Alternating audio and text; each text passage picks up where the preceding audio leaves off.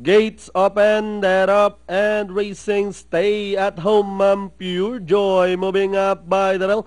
Temptress comes next in between runners. Season 3, number 4, Pot's Love. Early greeting and Sulong Pinoy moving up party outside as they race towards the last 900 with Pure Joy in command. Temptress in second. Pot's Love. Sulong Pinoy now catching the fourth spot, then running by the rail. Season 3, number 7, Stay at Home Mom as they rounded the last 600.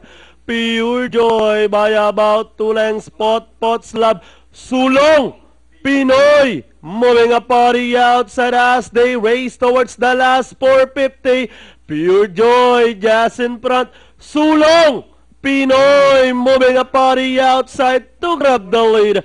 Sulong Pinoy takes the lead from the outside. Running by the rail is Pure Joy, and down the stretch they come.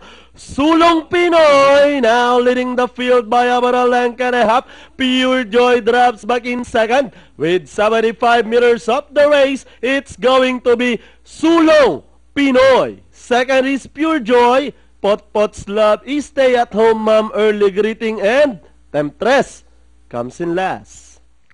6147